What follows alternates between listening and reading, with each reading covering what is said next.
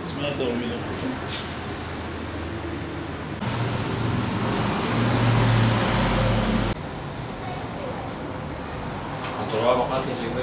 Öncelikle sağlıklı hayvanda olması gereken özellikler, hayvanda gözyaşı, burun akıntısı, ağızda salya akıntısı, pis kokulu ishal, vücudunun herhangi bir yerinde anormal şişlikler olmaması gerekir. Hayvanın çevreye aşırı duyarsız veya çok aşırı tepkili olmaması gerekir. Normal seviyede tepkisini göstermesi gerekiyor çevreye. Hareketli olması lazım normal. Dış görünüşünden gözle bakıp genelde gözyaşı akıntısı, burun akıntısı, hayvanın tüylerinin karışık veya mat olmaması gerekir. Canlı olması gerekir. Daha sonra mesela büyükbaş hayvanlarda genelde yaşın 2 yaşın üzerinde olması gerekir. Küçükbaş hayvanlarda 1 yaşını doldurmuş olması gerekir ya da 6 aydan sonraki hayvanlarda 1 yaş görünümlü olması gerekir. 2 yaş büyükbaş hayvanlardaki 2 yaş dediğimiz bu ön 2 tane dişinin süt dişinin düşüp onun yerine kalıcı 2 tane dişin geçmiş olması lazım, çıkmış olması lazım. Hayvan alırken hayvanın küpeli olmasına dikkat etmesi lazım. O küpede hayvanın sağlık raporunu, hayvanın yaşını, hayvanın hangi aşılamalar yapıldığını hayvana, bir de sevk raporlarının artı hayvan sağlık raporlarının il müdürlükleri tarafından verilmiş olmasına dikkat etmesi gerekir.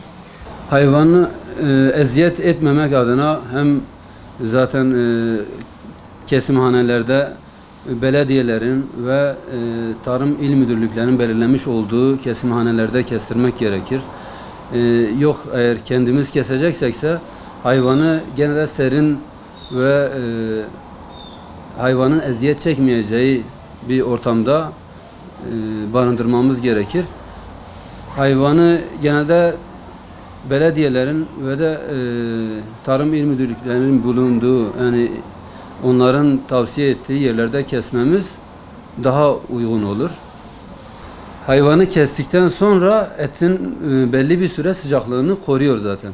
O eti hemen alıp derin dondurucuya koymamamız gerekir.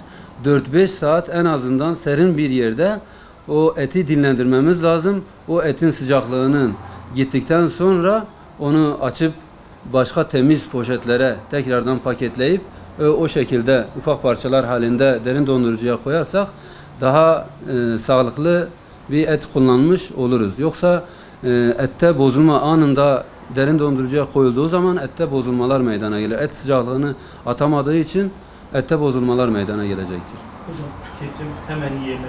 Hemen yemeği tavsiye etmiyoruz. En az dedim 4-5 saat dinlenmesi gerekir onun. Ondan sonra bu etin sıcaklığı gittikten sonra tüketilebilir ya da eğer kaldıracaksak fazla etimizi derin dondurucuda muhafaza edebiliriz. İleriki zamanlarda tüketime sunulabilir o et. Bazen hayvanları kestikten sonra bakıyorsun üzerlerinde iğne yaraları var. Evet. Mesela o benzeri durumlarla karşılaşıldığında ne yapılmalı? O şekil lezyonlar sizin tabir ettiğiniz gibi hayvanın vücudunda, etinde, derisinde herhangi bir lezyon veya siyahlaşma, onun gibi hastalık belirtisi sayılan lezyonlar gözüktüğü zaman bir veteriner hekime danışmamız lazım, kontrol ettirmemiz lazım. Hastalık belirtisi sayılabilir. Yani kontrol ettirmeden tüketim olmamalı çünkü insan sağlığına ciddi zararlar verebilir. Bazı hastalıklar var, zoonoz etkisinden dolayı insanlara bulaşabilir. Onu illaki bir veteriner hekime kontrol ettirdikten sonra tüketilme sunulması gerekir.